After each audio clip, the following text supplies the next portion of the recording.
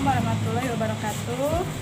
Perkenalkan, nama saya Melianti. Saya dari kelas NR3 Prodi PG PAUD Universitas Pancasakti Bekasi tahun 2021 dengan NIM 18620500090. Video ini saya buat untuk memenuhi tugas UTS mata kuliah anak berkebutuhan khusus dengan dosen pengampu Ibu Roza Yenita MPD. Saya akan memaparkan tentang gangguan belajar yang terjadi pada anak usia dini. Sebagian besar gangguan belajar terjadi akibat adanya gangguan terhadap perkembangan otak anak, entah ketika anak berada di dalam kandungan, saat lahir, ataupun ketika berusia balita. Beberapa hal yang dapat menyebabkan seorang anak mengalami gangguan perkembangan otak yaitu ibu mengalami komplikasi saat masa kehamilan, terjadi masalah ketika persalinan sehingga membuat oksigen tidak diterima oleh si bayi dan menyebabkan otaknya terganggu. Selanjutnya, ketika balita, anak mengalami sakit yang keras seperti meningitis atau trauma pada bagian kepala. Ada juga faktor genetik dari keluarga yang memiliki kesulitan belajar.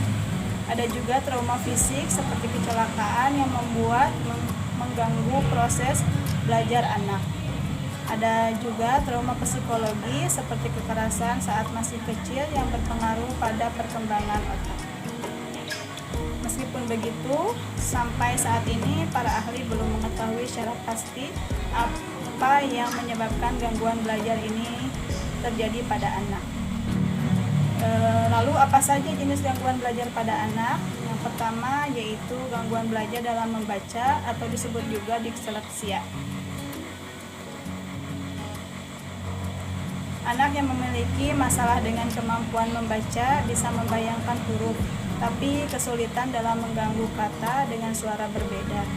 Sebagian besar gangguan belajar dalam hal membaca berhubungan dengan kesulitan dalam mengenali kata dasar dan memahami buku bacaan. Disleksia merupakan salah satu bentuk gangguan belajar dalam hal kemampuan membaca dan menulis. Disleksia adalah kesulitan belajar pada anak yang menyebabkan mereka susah untuk menulis, membaca, dan mengeja. Ciri-ciri anak yang mengalami disleksia: yang pertama yaitu agak susah melafalkan sesuatu. Yang kedua yaitu lambat berbicara. Yang ketiga yaitu sulit mengingat hal-hal dari film atau sesuatu yang ia sukai. Mengalami kesulitan untuk belajar huruf-huruf dasar alfabet. Sulit membedakan atau mengenali warna.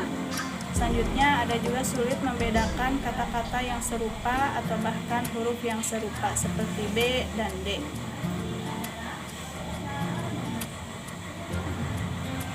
Latihan untuk membantu anak disleksia bisa menggunakan balok huruf, bisa juga membaca, menyusun atau menulis, bisa juga membuat dinding kosakata.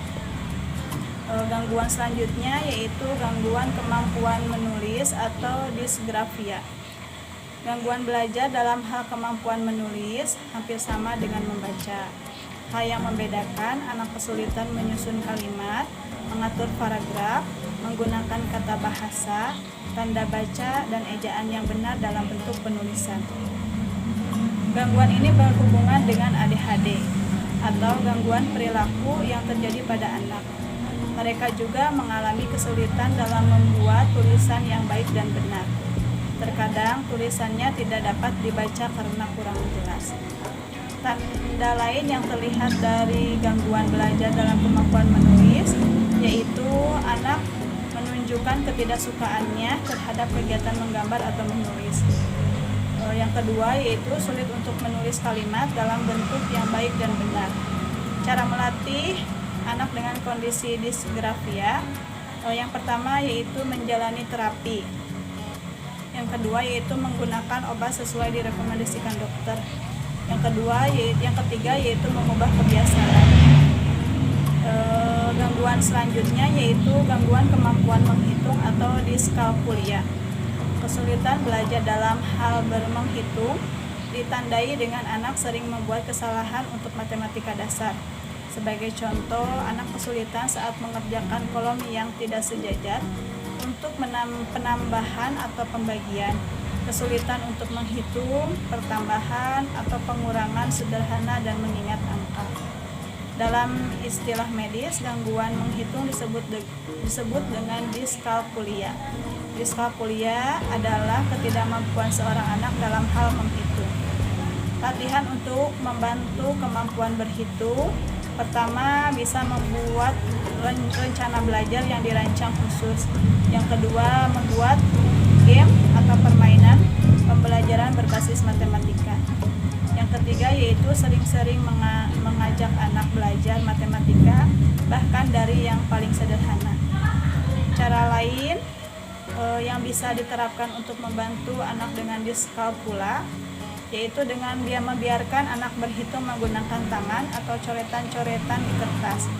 Gunakan kertas atau buku bergaris untuk membantu menjaga agar kolom dan angka tetap di garis yang benar. Bisa juga menggunakan musik saat belajar matematika, atau bisa juga cari guru les matematika yang bisa membantu, atau bisa juga bermain game yang ada hubungannya dengan matematika. Gangguan yang lainnya yaitu gangguan kemampuan motorik atau dispraksia. Gangguan keterampilan motorik didiagnosis ketika anak mengalami masalah gangguan tumbuh kembang anak secara signifikan sampai mengganggu kegiatan sehari-hari. Gangguan keterampilan motorik ditandai dengan koordinasi antar anggota tubuh tidak berjalan dengan baik. Di usia remaja, anak dengan gangguan ini tidak mahir dalam mata pelajaran olahraga. Gangguan belajar dalam kemampuan motorik pada anak usia dini yaitu bisa ciri-cirinya bisa terjadi kesulitan menggunakan alat makan dan lebih suka menggunakan tangan. Tidak bisa naik sepeda roda 3 atau bermain bola. Bisa juga terlambat dalam mampu menggunakan toilet. Bisa juga tidak menyukai puzzle dan mainan yang menyusun lainnya. Anak terlambat bicara hingga usia 3 tahun. Cara membantu anak dengan kondisi dispraksia yaitu dengan menggunakan terapi okupasi untuk meningkatkan kemampuan beraktivitas seperti menggunakan alat dan menulis. Terapi bicara untuk melatih kemampuan anak berkomunikasi dengan lebih jelas. Yang ketiga, bisa terapi motor perseptual untuk meningkatkan kemampuan bahasa, visual, gerakan, serta mendengar dan memahami. Mungkin cukup sekian pemaparan dari saya. Kurang lebihnya saya mohon maaf. Wabillahi taufiq wal hidayah. Wassalamualaikum warahmatullahi wabarakatuh.